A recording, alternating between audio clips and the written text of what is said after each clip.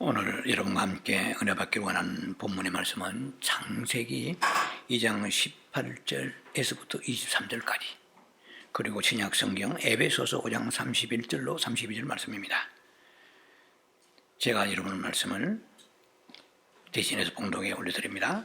창세기 2장 18절로부터 23절인데 제가 편의상 필요한 구절만 봉독합니다. 창세기 2장 18절입니다. 여호와 하나님이 이르시되 사람이 혼자 사는 것이 좋지 아니하니 내가 그를 위하여 돕는 배필을 지으리라 하시니라. 21절입니다. 여호와 하나님이 아담을 깊이 잠들게 하시니 잠들매 그가 갈빗대 하나를 취하고 살로 대신 채우고 여호와 하나님이 아담에게서 취하신 그 갈빗대로 여자를 만드시고 그를 아담에게로 이끌어 오시니 23절입니다. 아담이 이르되 이는 내 뼈 중에 뼈요 살 중에 살이라 이것을 남자에게서 취하였은즉 여자라 부르리라 하니라.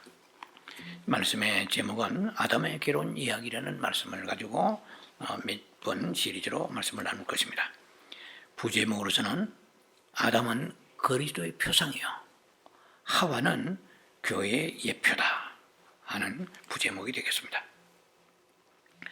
창세기 2장에 있어서의 이 끝부분에 가서는 결혼 이야기로 점철되고 있습니다.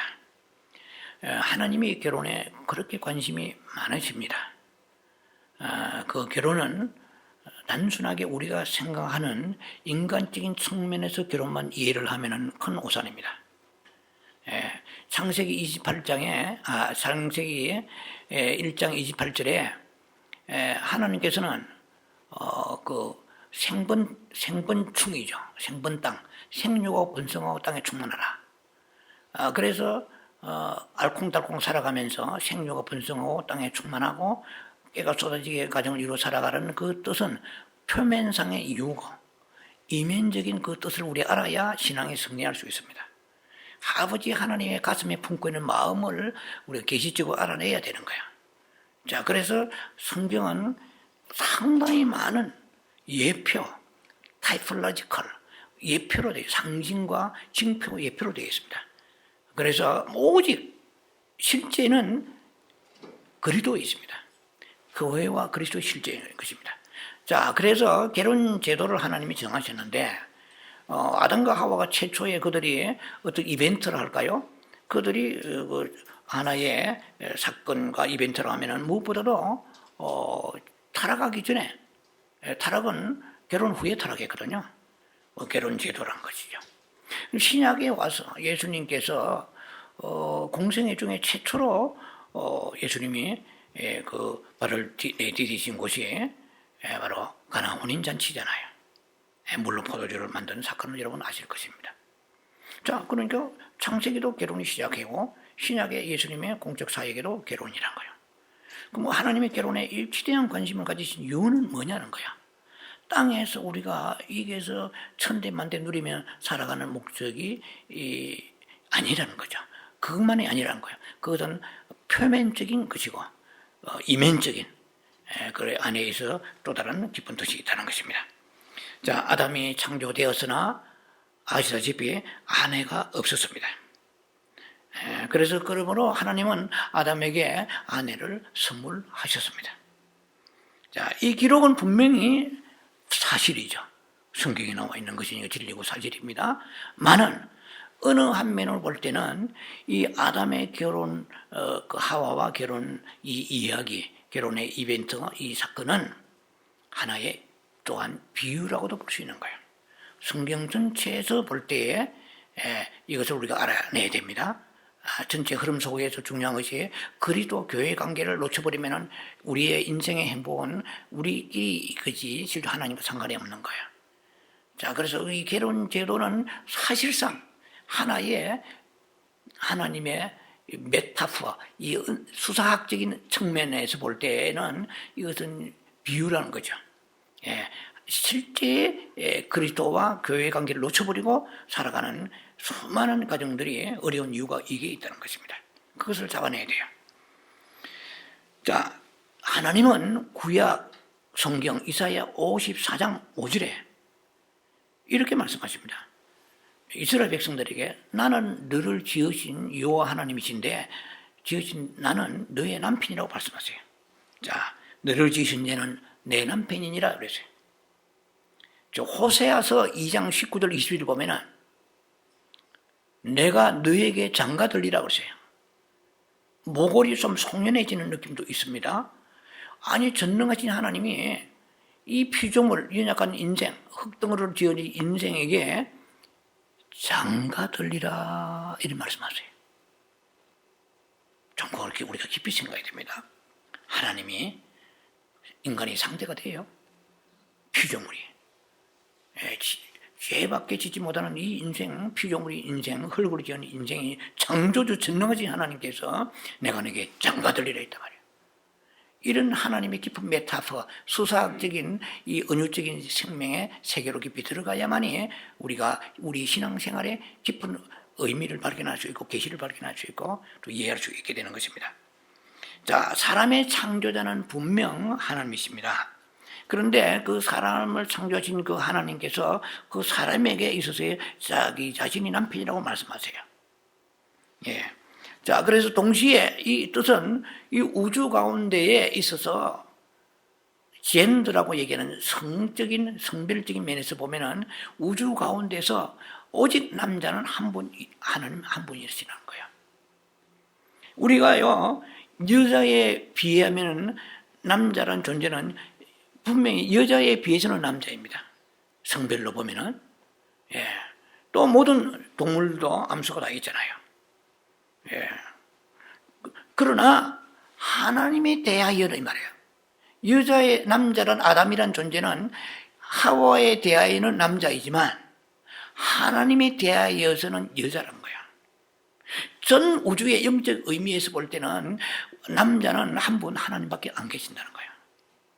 예, 그래서 우리를 여성도님들을 제외하고 남자들이 생각할 때는 좀 우리가 남자를 하나님의 아내라고 얘기하고 신부라고 얘기하면 좀 감이 안 들 수가 있겠죠.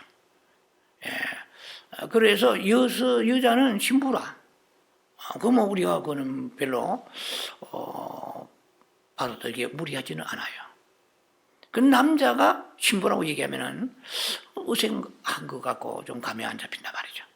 그러나 여러분들 어떻게 생각할지 모르겠네요. 저는 하나님 앞에 나와서 저는 분명히 하나님의 아내라고 생각합니다. 이스라엘 백성들을 일으키는 것은 오늘날 신약적인 의미에서 믿는 하나님의 자녀들을 얘기하는 거거든요. 그래서 우리는 하나님을 대할 때에 하나님의 아내라는 개념을 하나님은 구속주이시고 창조주이시고 또 하나님 아버지시면서 다중적 의미를 가지고 있다는 걸 아셔야 돼요. 그래서 또한 하나님은 우리에게 아내적인 삶을 하나님의 신부적 삶을 살아야 된다는 것을 우리가 늘 머릿속에 항상 각인시켜야 될 것입니다. 자, 많은 사람들이 성도님들이 이 신약시대에 와서 예수를 믿는 자녀들이 예수님을 구세주로 다 일관되게 생각한 것은 틀림이 없습니다. 그러나 자주 제가 거론을 해왔습니다만은 요한복음 1장만 보면 안 되고요. 1장 29절에는 보라 세상을 지어가는 어린 양이로다. 이런 구속주죠. 리림드 하나의 구속시키시는 구원주이십니다만은 그러나 또 세례 요한은 계시 가운데 이렇게 말합니다. 요한복음 3장 29절 보면 보라 신랑이로다 이렇게 아주 만천에 공포합니다. 보라 신랑이로다 하는 거야. 그런데 예수님이 뭐 내가 신랑이야 나는 구세주제라고 반박도 없으시고 수정도 없으십니다. 자, 그런데다가 예수님이 가일청 더 확고하게 우리에게 인식시켜 주십니다. 마태복음 9장 14절 15절 말씀 보면은 그 세례요한의 제자들이 예수님께 나와요.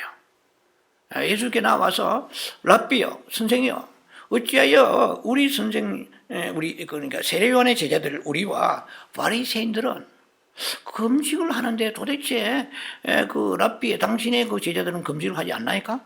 이렇게 질문했을 때 예수님께서 이렇게 말씀하십니다. 혼인집에 있는 그 손님들이 신랑이 있을 때 슬퍼하겠느냐? 예수님 자신이 입으로 신랑이라 말하면서 자신을 신랑을 뺏길 날이 오리니 그때는 금시간이라 이렇게 말씀하세요. 예수님 자신도 공공연하게 자신이 신랑이라고 말씀하세요.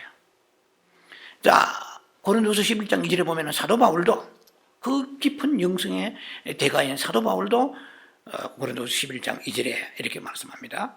내가 한 남편에 너희를 정결한 처녀로, 우리가 지금 정결한 처녀로 봅니다. 정결한 처녀로 한 남편인 그리스도께 중매케 하리 함이라 그랬거든요. 우리 누굽니까? 우리 신부요 처녀란 거예요. 예.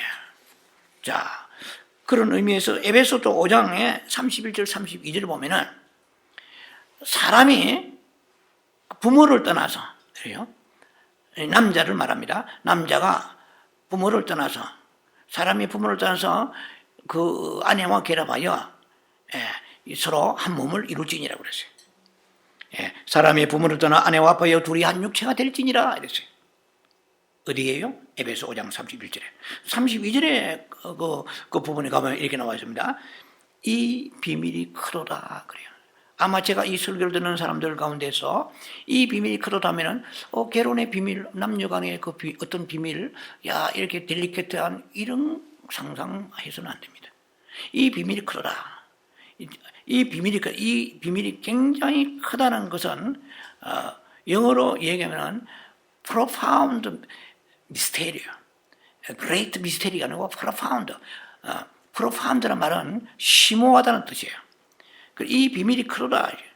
이 비밀이 미스테리는 신비란 뜻이죠. 이 신비함이 굉장히 깊다 이 말이야.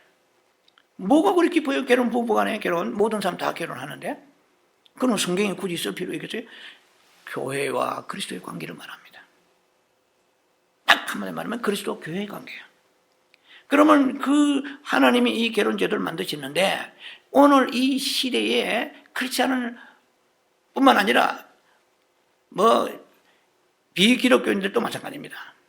그 비기독교인들은 말할 것도 없고 크리스찬들이 행복하게 가정이 유지되지 않는 이유 중에 가장 큰 이유는 이 비밀을 놓쳐버리기 때문에 그런 거예요. 무슨 비밀을 캐 들어가요? 그리스도와 교회 관계에 대한 비밀을 그게 실천하지 않으면 절대로 가정은 행복할 수가 없습니다. 본질을 알아야 되거든요. 그리스도 교회 관계, 아담과 하와 결혼하는 것도 하나의 예표요 그림자입니다. 자, 창세기 2장은 아담은 그리스도의 예표요 표상으로 나와 있습니다. 우리는 아담과 하와의 결혼을 성경을 방금 읽었지만 아담과 하와의 결혼 갈비뼈를 취해가지고 한 대를 취해서 그러면 이렇게 분석합니다. 사람들은 쓸데없이. 그러면 사람은 왼쪽에 갈비뼈 12대 오른쪽에 12대 24대인데 뽑았으니까 23대밖에 안 되겠네. 그러면은 여자가 한 대 더 많겠네. 쓸데없는 그런. 그리고 살 중에 살이요 뼈 중에 뼈 아름답구나 라고까지만 생각하지 그리스도와 교회에 대해서 생각 안 하고 있다는 거예요. 이것이 연결되어야만이 불이 번쩍하고 우리 일렉트리컬 전기에 하나의 접선이 생겨서 불이 오는 것 같이 확 기지가 열리고 밝아지는 것입니다.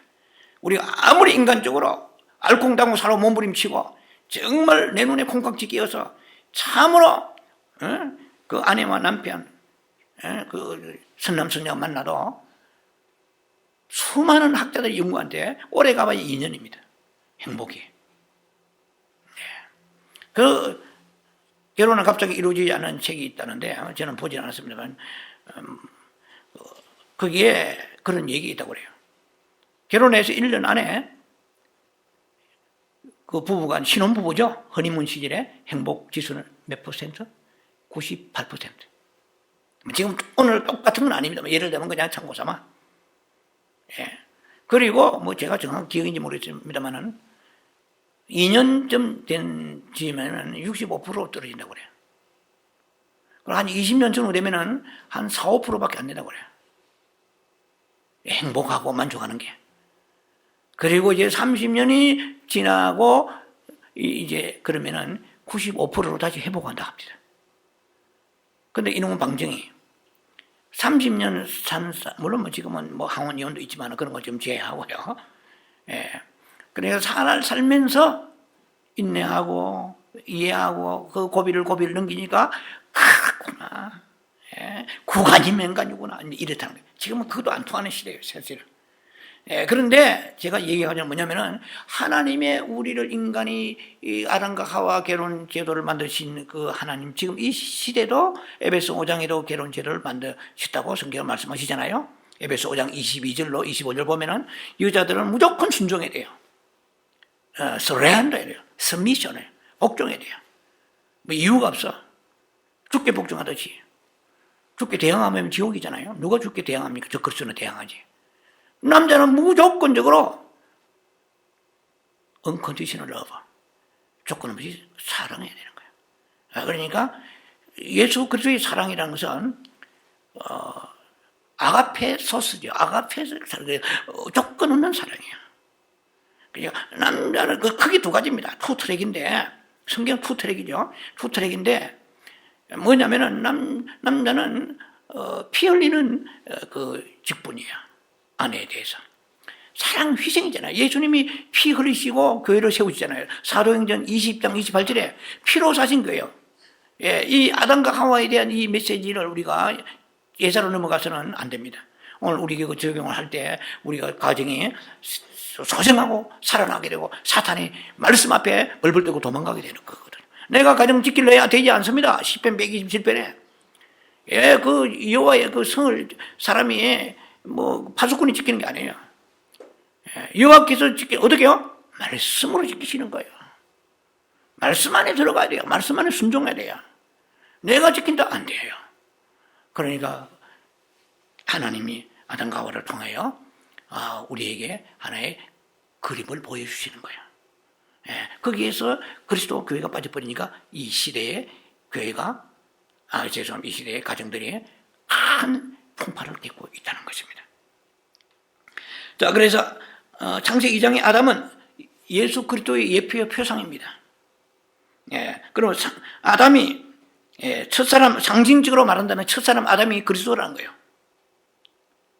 아담이 그리스도라고 말이 안 되죠. 상징적으로, 심볼리컬하게 상징적으로 말하면 아담이 그리스도라는 거예요.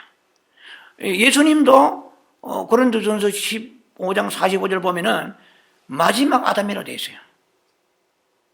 예수님 마지막 아담이라. 그러니까 첫사람 아담이 있고 마지막 아담이, 둘째 아담이 예수님 마지막 아담이죠. 그러니까 아담은 상징적으로 예수님의 표상이라 이 말입니다. 예수님을 드러내야 돼요. 이 가정에서도 마찬가지입니다. 남편은 무조건 그리스도의 표상입니다. 아내는 무조건 교회예요. 그러니까 그 교회를 탄생시키신 분은 예수님이신데, 예수님이 아담의 그 옆구리에서 갈비뼈를 뽑아가지고 피 흘리면서 하와를 산출했잖아요. 하나님께서. 자, 그래서 첫사람 아담이 그리스도였다고 볼 수가 있다는 거예요. 그렇다면 하와는 뭘 상징합니까? 교회를 예표하는 거죠. 자, 계속해서 여러분들 머릿속에 아담과 하와, 그리고 결혼한 분들은 나와 아내와 남편, 그리스도와 교회, 이 세 가지를 옴니버스 시켜서 연결시키면서 말씀을 드려야 됩니다. 아담과 나는 뭔 상관이 있습니까? 그 아담이 바로 지금 영적인 면에서 또 나다 이 말이에요. 자, 그렇게 본다면 창세기 2장에서 아담에게 일어난 일이 그리스도 자신에게서 일어난 일이란 겁니다. 왜 그럴까요? 아담이 멀쩡한 갈비뼈를 뽑았잖아요. 갈비 뽑을 때 성경은 그런 거 다 묘사 없지만 우리 한번 그냥 논리적으로 보세요. 피 흘림이 있을 거 아니에요. 옆구리에서 갈비뼈를 뽑았다 이 말이에요. 자, 그리스도 자신의 체험이란 거예요. 아담에 일어난 일들은 그리스도 자신의 체험이고, 하와에게 일어난 일들은 모두 교회와 관계된다 이 말입니다. 자, 한번 보세요. 아담이 하와를 걸어올 때 사뿐사뿐 걸어옵니다. 그런데 아담이 뭐라고 입에서 나옵니까? 내 뼈 중에 뼈요 살 중에 살이다. 너무 아름다운 거예요. 왜? 이것은 아담의 몸에서 나온 거거든요. 그러나 살 중에 살이 빼주 빼라. 내 몸에서 나간 거니까 수천 수만의 여자가 있더라도 아담의 눈에는 하와밖에 안 보이는 거예요. 이 세상에 온갖 종교가 있고 수많은 사람이 있지만은 그리스도를 통하여 십자가 피를 내서 구속받은 그 사람에게 하나님 관심이 있는 거예요. 지금 집중적으로. 그래서 이 교회가 개척교회 지하실에 곰팡이 피고 막 힘들고 배임은 못하고 어려운 게 그 떠나서 교회는 너무나 아름다고 주님 보실 때. 그때 그 작은 교회에서 찬양하는 거, 큰 교회에서 3부, 5부 성가대 그 찬양하고 비교할 수 없더라고. 힘을 가지고 주님을, 왜 주님이 우리를 보실 때 살 중에 살이가 빼 중에 빼로다. 너무 아름답다고 생각하는데 우리는, 아유, 가면 아름답겠습니까? 하고 기가 팍 죽어 있다는 것은 이거는 우리가 정체의식을 몰라서 그런 거거든요. 그걸 아셔야 돼요. 하나님은 크고 작은 데 상관이 없습니다. 왜? 내 몸에서 나간 거거든요. 이 교회가 뭐 사람들이 뭐 돈이 있다고 세우겠습니까? 아니에요. 성령 하나님께서 예수의 피로 값주고 사신 교회가 이 세워진 온 세상에 있는 교회는 동일하게 주님 보실 때 주님의 그 옆구리에 흘러오는 그 피, 십자가에 예수님 손과 다리에 수족에 못에 찔리고 피 흘리시지만은 마지막에 왜 하필 옆구리에 창을 팍 찔렀겠어요? 피물이 막 피아물이 쏟아지면서 예수님 운명하셨잖아요. 아담의 옆구리에 갈비뼈를 뽑은 거야. 아니, 전능하신 하나님이 아담을 흙으로 만드셨으면 하와도 흙으로 만들 수 있잖아요. 그런데 왜 하필 하와를 잠들게 해가지고 갈비뼈를 뽑아내가지고 만드셨겠냐는 거예요. 이 말은 뭐냐면 오늘날 예수 그리스도께서 이 교회에 대해서 피 흘려서 이 교회를 세우신 거니까 이 교회는 음부에 건설해야지 못하는 거예요. 이 교회에 들어가서 구원받는 거지. 어디서 구원받기, 어디서 우리가 천국 가기, 택도 없지. 교회를 통하여 크든 작든 목사가 좀 못하든 일환이 아닌 다음에야 교회를 통해서 구원받는 거 아닙니까? 그래서 그 얼마나 교회가 귀중한 거예요. 그 교회를 섬기고 사랑하고 옥돌까지 섬기고 사랑하고 할 때 하나님이 얼마나 기뻐하신 거예요. 교회가 주님의 몸이거든요. 우리는 그 지체잖아요. 자, 그래서 창세기의 그 아담과 하와의 이 사건들은 단순한 부부간에 둘이서 만나가지고 알콩달콩 사는 수준이 아니라는 거죠. 예표적으로 볼 때 아담은 그리스도입니다. 하와는 교회라는 거예요. 그렇다면 오늘날 우리가 이 현대의 가정 살아가는 많은 가정을 가지고 있는 부부가 있잖아요. 그러면 남편은 그리스도의 역할이죠. 아내는 교회의 역할이에요. 그것이 에베소 아까 말씀드린 것처럼 5장 22절에 나와 있고 그 다음에 25절에 나와 있단 말이에요. 이렇게 되지 않으면 아무리 돈을 많이 벌고 남편 능력이 있고 세상에 대단한 재벌가 그게 중요한 게 아니에요. 절대로 행복은 안개와 그림자와 같이 올 수가 없다는 것입니다. 자 예를 듭니다. 제가 여기에 한 장의 사진을 가져왔습니다. 이거는 제가 갑자기 그냥 아무거나 가져왔는데요. 이 제 모습입니다. 그런데 제가 다른 사진은 물론 많이 있죠.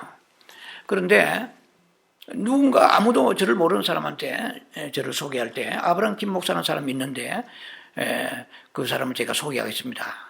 그래서 많은 말을 가지고 막 소개하는 거예요. 그분은 키는 몇 피트고 몇 파운드쯤 되고 얼굴은 길쭉하고 아니면은 뾰족하고 둥글둥글하고 머리는 어쩌고 설명을 굉장히 감이 안 잡힐 거예요. 그래가지고 몽따주 만들어 봐봐야 실물을 보면은 설명한 거고 너무 다르네요. 이렇게 할 수 있죠. 그런데 이 사진을 하나를 딱 보여주고 간단하게 그렇게 말하지 않고 아브라함 김 목사는 사람이 있는데 그분은 이렇게 생겼습니다. 짠 하는 거예요. 짠 하는 거. 그러면 대번에 그냥 감이 딱 오는 거예요. 수많은 말이 필요 없는 거예요. 한마디에 그냥 이해가 딱 되잖아요. 이미지, 그 다음에 외관상 어떤 특징 같은 것이 나름대로 딱 머리에 각인된다 이 말입니다. 그러니까 아담과 하와라는 이 사람들을 내세워서 가지고 하나님께서 그리스도와 교회 관계를 그림으로 예표적으로 보여주시는 거예요. 그러니까 쉽게 말하면 이 산이라는 것이 아담과 하와의 그런 비유한다면 아담과 하와의 모습을 이렇게 내신 것은 실제는 그리스도와 교회 관계를 설명하기 위해서 이 주님께서 구약 성경의 창세기 2장에 이 말씀을 하나님께서 우리에게 기록해 놓으신 것입니다. 그런데 이 사진이라는 자체가 사실 이게 저의 실제는 아니잖아요. 이게 뭐 인격이 있겠습니까? 이게 뭐 살아 숨쉽니까? 예, 그 하나의 상징이죠. 하나의 표식이고, 자, 그것이 지식을 주는, 약간의 지식을 주는 것이 실제는 아니란 말이에요. 예, 그래서 창세기 2장의 아담과 하와의 관계를 보면서 그리스도와 교회의 관계를 우리는 생각을 해봅니다. 자, 아담과 하와의 그림을 살펴볼 때 우리는 교회가 어떻게 존재하는가를 알 수 있는 거예요. 아, 교회가 그냥 몇 사람 모이가 목사님이 신학 졸업해가지고 몇 사람 모아가지고 개척해가지고 이렇게 모아가지고 이렇게 뭐 강대상 갖다 놓고 성도를 모아, 이게 아니에요. 이것은 그 아담과 하와 사건을 볼 때에 이게 심각한 거예요. 시어리스한 거예요. 왜냐? 하와를 아까 말씀드린 것처럼 그냥 흙을 가지고 대강 빚어서 만들었으면 둘이서 똑같은 재료 아닙니까? 그런데 하나님께 왜 굳이 아담의 옆구리를 뽑았느냐 이 말이야. 이 교회라는 것이 너희들 신학교 나와가지고 목사가 뭐 사람 모아가지고 뭐 개척하고 이게 아니라는 거죠. 근본은 하나님께서 피를 흘리셔가지고 이 교회를 세우시다는 것을 기억을 하셔야 되는 것입니다. 자, 그래서 우리가 그래서 교회에 대해서 말만 한다면은 상당히 이해가 어려울 부분이 있었기 때문에 하나님께서 아담과 하와를 미리 내세우시면서 예표적으로 말씀하시는 것입니다. 하나님은 신약시대에 사는 우리들에게 그리스도와 교회에 대해서 확고한 계시를 주시기 위해서 창세기 2장의 아담과 하와의 이 결혼 얘기를 기록하셨다는 것입니다. 자, 만약에 창세기 2장에 이 아담과 하와에 대한 결혼 얘기가, 결혼에 대한 이 사건이 없었다면 교회에 대한 극명한 이해가 잘 안 될 수 있다는 것입니다. 예, 우리가 아담의 옆구리에서 갈비뼈 뽑은 그 사건을 신약의 시대에 사도행전 20장 28절에 피로 사신 교회, 예수님의 옆구리에 창질이 흘리신 그 피로 인하여 교회가 세워졌다는 것과 연결을 시키지 않으면 안 되는 겁니다. 자, 그래서 아담과 하와 사건의 그 결혼의 이야기는 교회가 어떻게 존재하게 되었는가를 보여주시는 거예요. 아, 그러한 희생이 없이는 교회가 없구나. 신학교 나와가지고 박사학위 받고 말이지 목사 안수 받아가 교회 된 것이 아니라 원래 근본 그 본질은 예수의 피 흘리심을 통하여 세우신 교회이기 때문에 이 교회에 들어와서 정말 주님의 손길에 떠나지 않는다면 음부의 건설을 해야지 못하고 다 구원받게 되는 축복이 있게 될 것입니다. 창세기 1장은 무엇입니까? 제가 자주 말씀드립니다. 리뷰하는 것인데 창세기 1장에는 한마디로 말하면 하나님의 인간에 대한 영원한 목적이 나와 있어요. 그 목적이 두 개입니다. 여러 번 말씀 여러분들을 나누기 때문에 이해될 거예요. 하나는 뭡니까? 투 트랙인데요. 두 화두. 첫 번째는 하나님 형상으로 인간을 지으신 거예요. 두 번째는 창세기의 두 번째 1장에 나와 있는 인간의 그 하나님 향한 목적은 좀 다스리라는 거예요.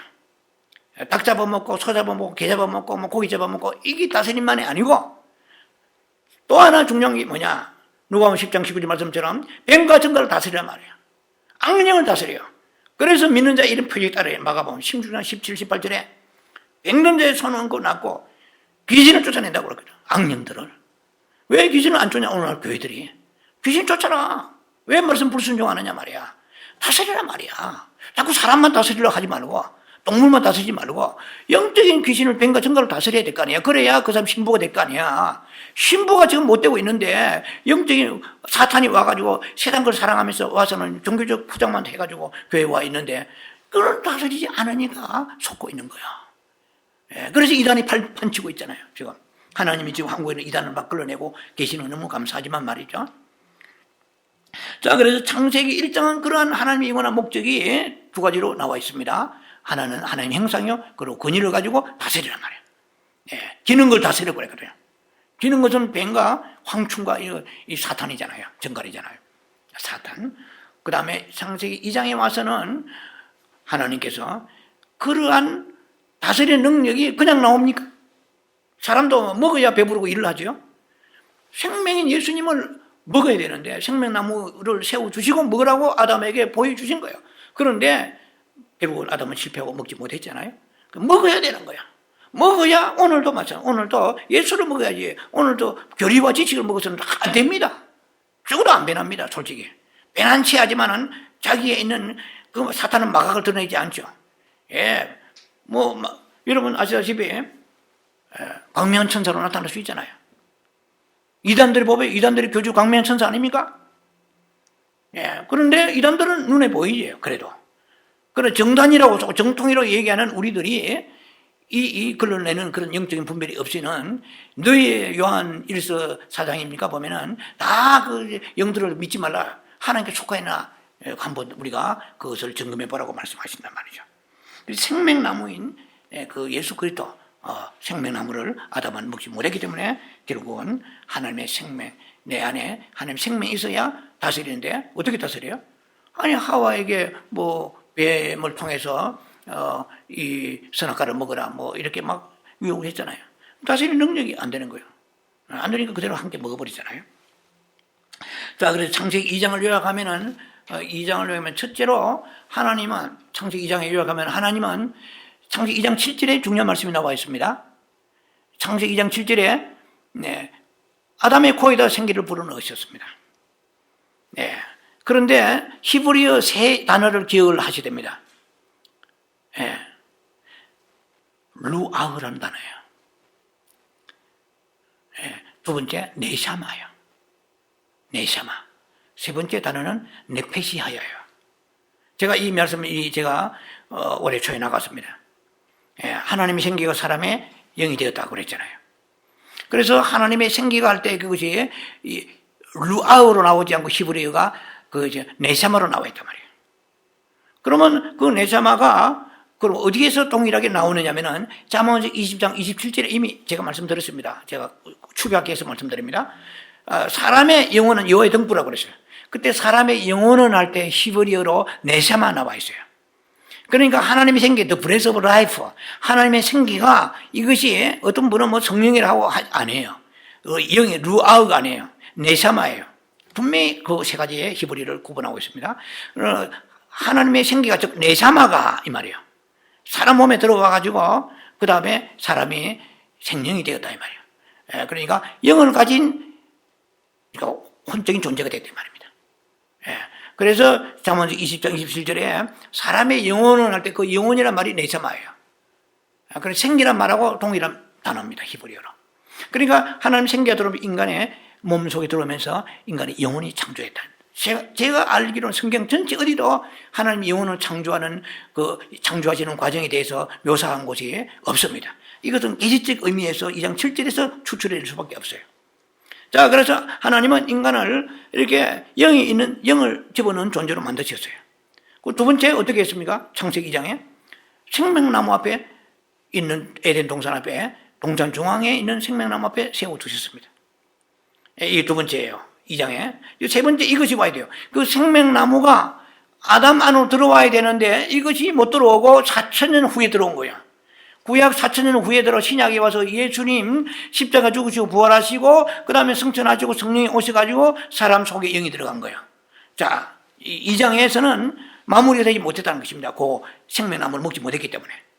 구약에서 어떤 사람도 뭐 사사기라든지 아니면은 선지자 어떤 심지어 엘리야 같은 이렇게 굉장한 위대한 능력 있는 사람도 모세도 마찬가지고 성령이 그 안에 들어가신 적이 없습니다. 한 번도.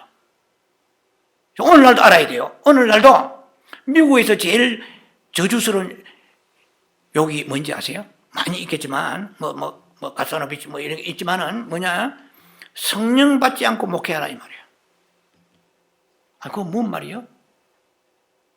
여러분요, 우리가 성령 세례하고 구원하고 차이가 있다는 거 알아야 됩니다.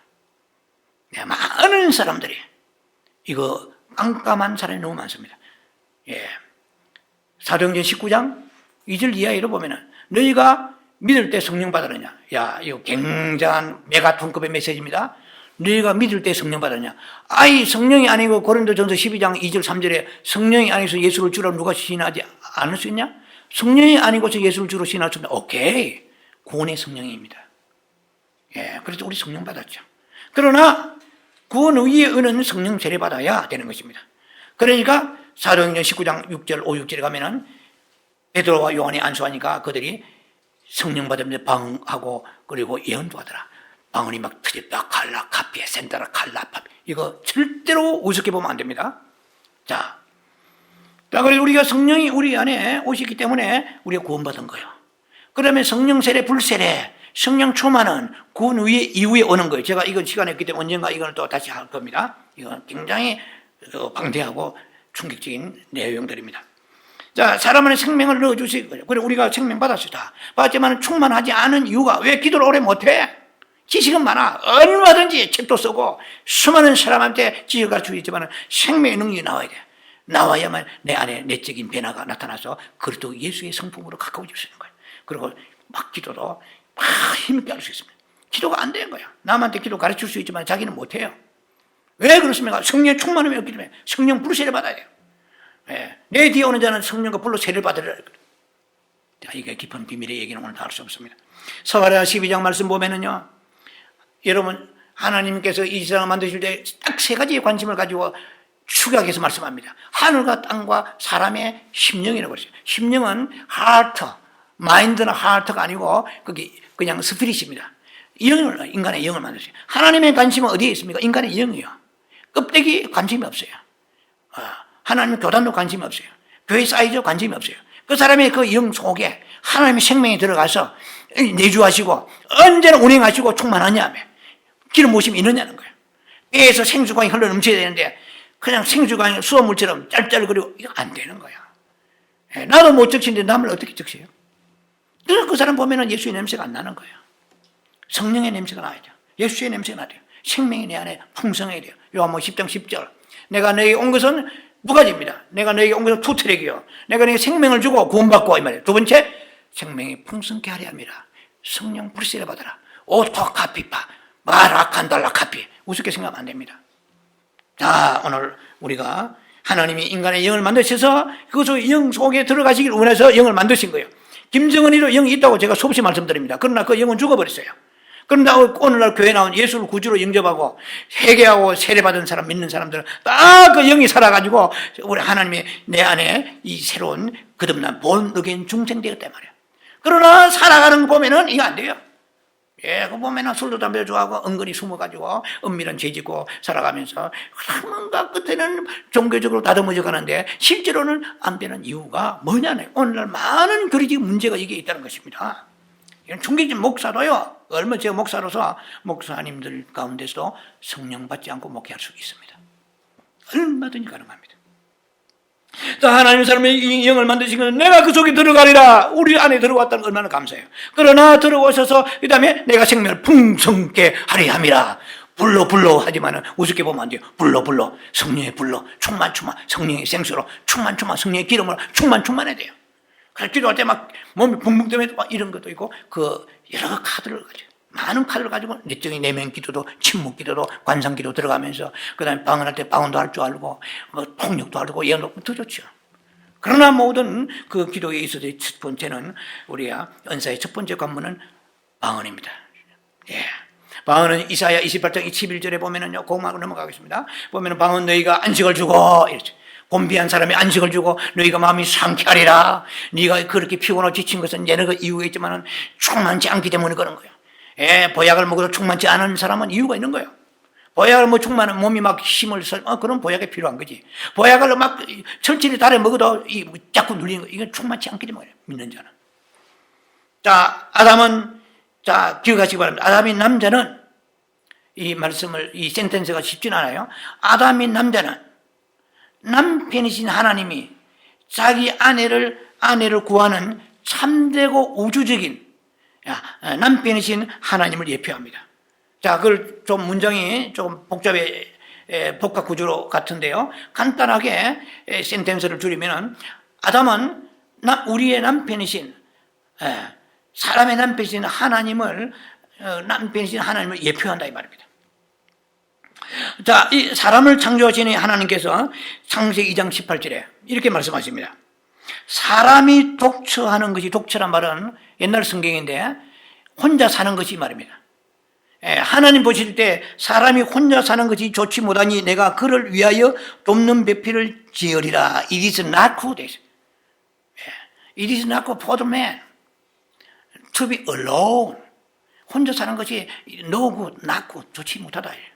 내가 I will make a helper. suitable for man. 내가 아주 알맞는 suitable, 알맞는 이 말이에요. 아주 적당한 배필을 만들어 주리라. 성경 이렇게 말씀하십니다. 창세기 2장 18절에 나와 있죠. 자, 이것은 단순한 얘기가 아니에요.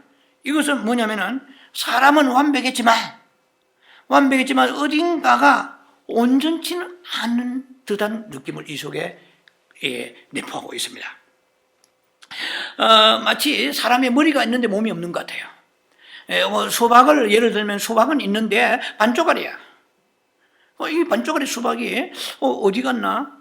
자, 이것이 아담과 하와의 반쪽을 합했을 때 온전한 수박이 형성되는 것과 같다는 것입니다. 자, 그래서 남편과 아내, 그래서 잃어버린 갈비뼈를 찾는 것이고 잃어버린 반쪽을 찾는 거야. 부부간에 만나는 것이 합해져야 온전한 수박구실을 한다는 것입니다. 자, 그래서 성경에서 결혼해야 됩니까? 안 해야 됩니까? 정확한 말씀은 어디에 나옵니까? 고린도전 7장을 수없이 읽어보세요. 그리고 처녀 총각들은 고린도전서 7장에 명확히 나와요. 그만큼 정확하게 많이 나온 데가 없어요. 여기서 이렇게 말합니다. 제가 이제 쉽게 풀어서 얘기합니다. 처녀 총각들아, 너희가 정욕이 발동하고 정말 그렇게 되면 결혼하라. 그렇지 않으면 내가 볼 때 처녀나 총각은 혼자 사는 것이 좋다. 결혼하기보다 혼자 사는 게 좋다. 왜냐면은 너희가 혼자 살 때는 그래도 그 하나님에 대한 염려가 있는 거야. 어떻게 하면 하나님이 기쁘시게 할까 하다가 처녀 총각 유무막론하고 결혼하게 되면 그 처녀는 결혼해서 아내가 되어서 남편을 기쁘게 하려고 거기에다가 에너지를 쏟다 보니까 하나님에 대한 충성도가 떨어지는 거야. 그래서 제가 깊이 얘기 안 하겠습니다만 천주교의 사제의 제도가 수녀 제도가 거의 생긴 거예요. 사도 바울은 독신이잖아요. 사도 바울은 독신으로 살았는데 왜 그러냐? 네가 결혼하게 되면은 하나님에 대한 사랑이 반감된다. 아내 돌보고 자식 돌보고 남편 섬기느라고 하나님에 대한 열정도 식어지고 사랑도 줄어지는 거야. 그래서 염려가 많이 생긴다고 그렇게 말하면서 하나님 한 분만 정말 사랑하기를 원한다면 해도 좋지만 안 하는 것이 더 좋느니라 이렇게 말합니다. 네가 알아서 선택해라 이 말이에요. 자, 그러나 합하여 이 말까지 들어야 됩니다. 그러나 합하여 온전한 단위를 이루는 것도 성경적이다. 비브리칼하다 이 말이야. 그럼 목사님 어떻게 하라 말입니까? 여러분들 자신이 선택하는 거죠. 처녀 총각들은. 자, 결혼하는 것도 성경적이고 또 안 하는 것도 성경적이에요. 마지막 때 되면은 디모데전서 4장 같은 보면은 너희가 사람 음식을 배하고 결혼 혼인하지 말라 이런 이단들도 있지만 그런 뜻에서 그런 게 아니고 하나님에 대한 사랑에 대해서 제가 얘기하는 거 이런 것입니다. 자, 그래서 하나님 이렇게 말씀하시는 것 같아요. 아담아, 너는 완벽하지만 내가 보니까 너가 참 고독해하고 우울증, 오늘 현대적으로 말하면 좀 우울증이 있다. 너 참 고독해 보인다. 너무 외롭구나. 그래서 내가 너를 위해서 너를 돕는 자를 배필을 지어주리라. 수첩을 포도맨 아주 적당하고 그런 배필을 너에게 내가 I will make help. 내가 너를 돕는 자를 내가 너에게 선물로 주리라 하셨단 말이죠. 자, 사람은 참되고 우주적인 남편이신 하나님의 예표라는 꼭 기억하셔야 됩니다. 우리는 참되고 우주적인 남편, 그 남편이신 하나님의 예표라는 게 우리가.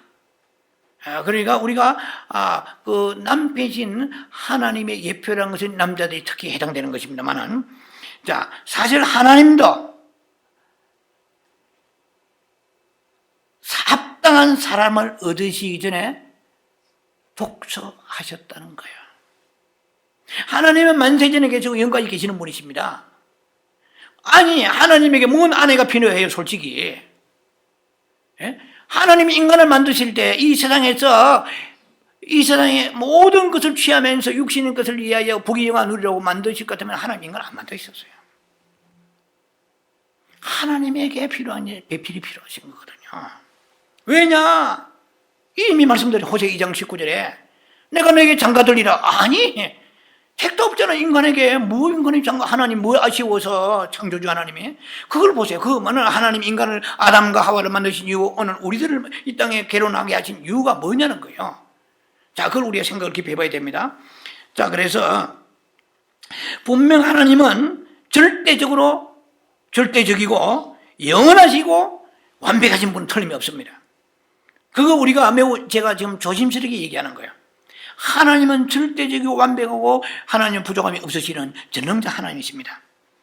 그래서 우리는 하나님이 영원히 완벽하시다고 우리는 고백해야 됩니다. 예. 그러나 그럼에도 불구하고 교회가 없을 때, 이걸 자세히 들으셔야 됩니다. 교회가 없을 때 하나님은 아내 없는 남편이나 몸 없는 머리와 같으시다는 거예요. 그걸 아셔야 돼요. 오늘날 우리가 이 세상에서 살면서 하나님이 지으신 목적을 모르고 열심히 사는 거 아니에요. 열심히 살아야 되지만 근본 하나님이 인류를 지으시고 가정을 허락하신 목적을 놓쳐버리면 이것은 허황한 것입니다. 가정에 들어가 행복이 없어요. 그냥 결혼해서 살아가는 게 아니에요. 하나님의 임재가 풍성해야 돼요. 가정에 가면 영광이 나타나야 돼요. 평안해야 돼요. 고통 가운데 있더라도 평안해야 돼요. 이 하나님의 근본 뜻을 붙잡는 사람 마귀에 이길 수 있는 것입니다. 우리 가정을 세우신 이유는 뭐냐면은 그냥 나이가 차가지고 서로 눈이 맞아가지고 막 콩깍지기가 만나고 그렇게 돈 벌고 서로 살고 막 자녀 낳고 말이야 결혼시키고 직장 가지고 이렇게 아파트 사고 뭐 넓은 집 사고 뭐 좋은 차 타고 이게 아니라는 거예요. 그거는 맞지만 부수적이에요. 세컨데리요. 그거는 어디까지 프라이어리티 우선순위에 있어서는 하나님이 가정을 통하여 그쪽에 하나님을 느끼게 하시고 하나님을 임재해서 넘쳐야 되는데 그렇게 생각, 의식이, 인식이 안 됐기 때문에 하나님의 임재가 없다는 거예요. 냉랭한 거예요. 먹을 거 많고 모든 부유한데 싸늘해. 저는 신방을 막 많이 다녔어요. 옛날에. 예. 가면은 영적인 분위기가 있는 집이 있고 없는 집이 있어요. 좀 가구도 낡았고 소파도 막 건드리면 막 계시적인 하나님의 생명의 메시지가 나오는 거예요. 하나님이 기뻐하시고 성령이 움직이시고 운행하시는 그런 가정이 나면 죽은 것 같아요. 모든 게 다 갖추져 있는데. 자, 이걸 우리 아셔야 됩니다. 하나님의 그 뜻대로 우리가 사는 것은 아버지가 인간을 창조하실 때에 그 의도고 가정을 이루실 때 의도를 우리가 인식해야 돼요. 그걸 캐치하고 그 계시를 붙잡아야 됩니다. 자, 그래서 하나님은 완벽하지만 교회가 없을 때 아내 없는 남편이나 몸은 머리와 같다는 거예요. 그래서 아담이 독처하는 게 좋지 못하다는 것은 오늘날 뭐 많이 쓰는 말이 있더구만요. 애둘러란 말 많이 쓰대. 근데 거기에 제가 알기로는 우회란 뜻이에요. 우회한다 이 말이야. 돌려서 우회. 하나님이 돌려서 말씀하신 것이 자신을 말씀하시는 거예요. 나도 독처했다는 거야. 왜 하나님이 또 영원히 독처하시면 되는데 왜 이스라엘 보고 믿는 자들 보고 내가 너희 남편 내가 너희 장가들이라 하셨겠어요.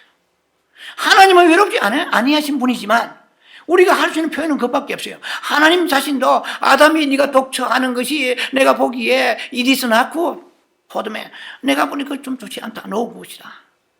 그것은 나를 얘기하는 것이라는 거예요. 하나님은 사람이 없어 사시는 분이십니다. 그러나 하나님이 이 인간을 지어주고 아담과 하와를 가정을 주실 때는 너희 가정이 오손도손 사는 것만 아니고 너 둘 가정의 부부는 나의 아내다 이 말이야. 여자도 아내고 아담도 아내야. 이해가 되십니까? 잘 이해되면 굉장히 이게 이렇게 되기 때문에 이해를 잘해야 됩니다. 뭐 어렵지는 않아요. 자, 그래서 우리 하나님께서 우리를 오늘 아내로 말씀하십니다. 자, 그래서 아담에게 아내가 필요하듯이 하나님도 배필이 필요하는 거예요. 우리 같은 존재, 저 같은 존재, 여러분 한번 생각해보세요. 우리가 어떻게 하나님의 아내가 됩니까? 근데 하나님께서 내가 너를 불러가지고 내가 너를 구원시키고 천국하게 하는 그것으로 막 끝나는 것이 아니고 나는 예수 그리스도의 신부다. 신약적으로 보면 예수 그리스도의 신부라는 거죠. 예수 그리스도의 아내라는 거죠. 그럼 아내는 어떻게 됩니까? 세상의 삶에서 구분해서 구별해서 살고 이런 우한 피렘이 왔을 때에 주 오실 날에 갖고 오셨나이다. 자신을 회개하고 점검하며 좀 성령 충만을 좀 되게 하여 주시고 좀 기도도 빡세게 좀 많이 하고 내 성품도 변화되고 하나님 앞에 좀 충성하지 못한 것도 충성하겠나이다. 이러한 것이 아내로서의 깨달음이지 왜 우한 피렘이 왔는데 하나님은 지금 팔짱 끼고 감마보 집에서 다 죽어라 하시, 그렇지 않습니다. 이것을 통해서 하나님의 메시지가 있는 거예요. 몇 년 되다 깨어 일어나가지고 이제 주님 오실 날 가까웠는데 네가 지금 세상과 구분되지 않고 살고 있고 세상이 너고 너가 세상이란 말이야. 나는 그런 아내를 원하지 않는다. 내가 세상을 지을 때 아담과 하와도 마찬가지고 너의 가정도 마찬가지고 나는 너의 남편인데 네가 나의 아내다운 그런 모습으로 정결하고 네가 살고 있느냐. 너무 너의 세상에 깊이 빠졌다. 이 세상이 언제 오래 가지도 못하는 뻔히 알면서 왜 그리 세상에 인연을 끊지 못하고 세상이 없으면 발발 떨고 두려워하고 이렇게 있느냐. 담대하라. 죽으면 죽으리라.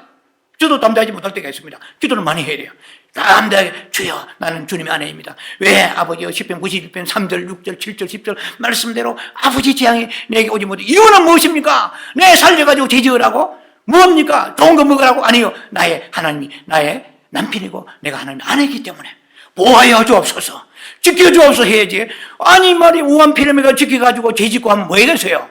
나는 하나님의 아내니까 지켜주세요. 물거 주세요. 아버지 가정에 행복을 주세요.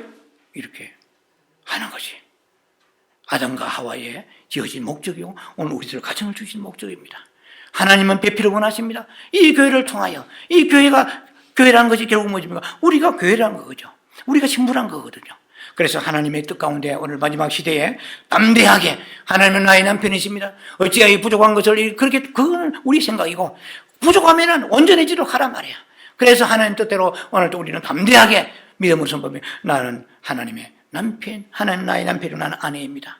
그래서 나를 보호하시고 이 생명 다도 주님 앞에 나와서 정결한 신부로 살아가겠나이다. 그런 믿음의 고백감이 승리하는 결혼 이야기, 아담의 결혼 이야기에 여러분들이 적응하는 여러분 되길 바랍니다. 기도합니다. 자비하신 아버지 은혜를 감사합니다.